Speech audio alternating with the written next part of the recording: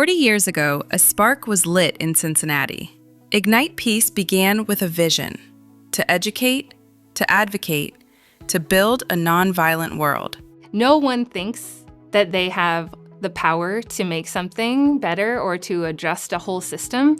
But when we know each other and we are willing to show our sparks to each other, that is when we can accomplish these huge goals. We can build the world that we want to live in. From the beginning, coalition and community made us strong. Faith and justice leaders stood together, rooted in compassion, driven by courage. Things like the beginning of Intercommunity Justice and Peace Center, that there was an opportunity for women religious to do justice work. We used to call ourselves the Ohio Nuns on the Bus. We now call ourselves the Ohio Sisters Justice Networks. Well, community organizing, I think, is important. It's about people in the community having a voice about quality of life here and fighting for just basic human rights. We always talk about community-based approach to issues that we're facing.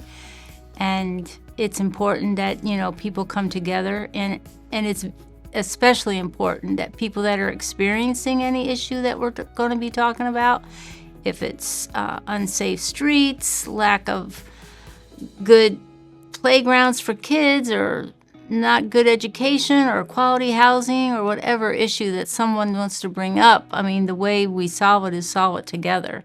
When immigrant families faced fear, Ignite Peace stood beside them.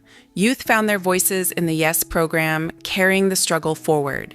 Together, we've turned pain into purpose and purpose into action. With the knowledge that I got from Ignite Peace about immigration, I'm a lot more sensitive to things that they're going through, and also advocating for any injustice that I might witness. I just want to make sure that their lives are very stable here, and that they have equal access to the same opportunities as everybody else. Our junior year, Trump got elected. It was scary for all of us. We had a YES meeting right after the election. Almost 60% of our members were all DAC recipients, including me. All of our leadership was DAC recipients. IJPC was really the org that gave me my shot at just doing this kind of work, doing community organizing, believed in me, and that really helped me continue my work that I do now. There are a lot of people right now who are feeling despairing about the direction that our country is going. And I've heard people say, protesting doesn't do anything, or it doesn't make an impact. And so I just want to say that it's important for us to change that narrative and to assert that it does make an impact and it does make a difference. I would encourage anybody to find out about Ignite Peace and learn about not only the educational offerings that they have, but also to get involved with the Immigrant Dignity Coalition, because when people ask me, what can I do to help, that is a place that you can go and find out what you can do to help. We said no to executions, no to injustice, no to silence. Through letters, vigils, and relentless advocacy, we lifted up the humanity of every person, because dignity belongs to us all. I think the question that I am curious about is why Ignite Peace is so crucial, and why the efforts of particularly faith-based organizing and organizing across difference with such a deep principled belief in human dignity is so urgent right now. And I think I took for granted that human dignity was a universal variable when I was working more closely within IJPC in a way that I'm human dignity is contested right now. I would dare to even say be more brash about the urgency and necessity of fighting for all human dignity. The case of Ayman Suleiman is a great example. The work that Ignite Peace did, and the work that so many other attorneys involved in his case, and people who, told his story, people who spread the word that he was detained and he was such a critical part of his community in Cincinnati. Our team was able to get involved a little bit and kind of raise raise the alarm bells that this is something that should not be happening to anyone in Ohio, in this country. Peace and justice cannot happen unless we understand each other. And so the greater representation of the different faiths and groups of people, helps us to break down the barriers and to move forward in justice matters.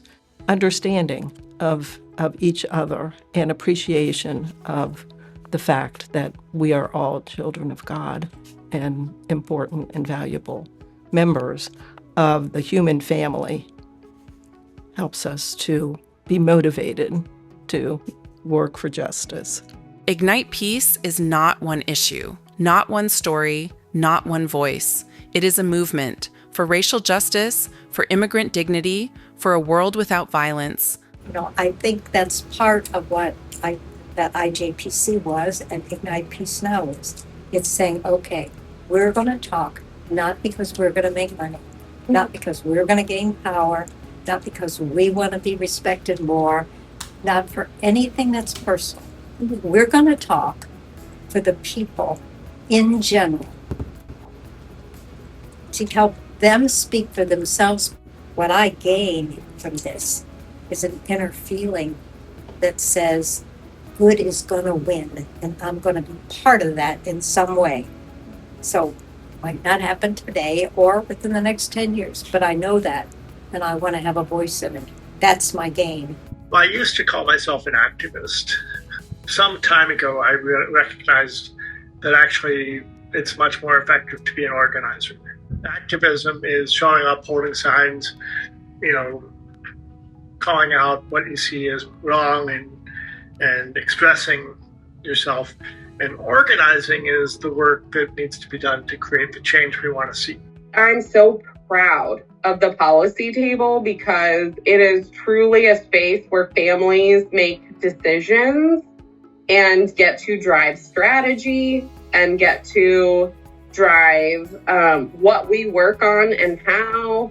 I think so often people who are the closest to the pain points are only brought out to talk about their pain. And when the reality is they are the most proximate to the solution. We built the policy table because we couldn't get a seat at other tables, right? And we couldn't get a seat where decisions were made. So we built our own table. We're doing it. I'm so proud of that and excited about what that means for not only our current families, but other families who maybe find us and get to plug in and be part of that. Because I think seeing people empowered when they're ready to channel their pain in that way is humbling. The next 40 years belong to us, to the youth who lead, to the partners who persist, to every spark that ignites change.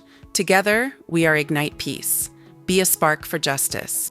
The legacy of Ignite Peace and the part of our history that speaks to me is this steadfast commitment to nonviolence. That feeling of connection and community, of being a part of a larger movement that is responding to the reality of injustice.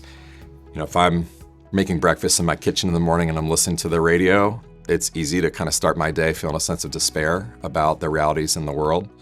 But when I'm alongside other people who are organizing and planning and advocating and engaged in the work, that's a sign of hope for me. I think we want to say that change doesn't happen overnight, but in the 60s, we made some major strides forward, and it feels that those are being rolled back again. Well, it not even feels like, we know that they are. And so it calls for an ever more intense vigilance. At the same time, it only happens in community. It only happens when we work together. And that community has to be real and rooted in love, which is the only response to hate that works. And so in that space of community, we build bonds of connection, of friendship, of support, of care, of empathy and compassion.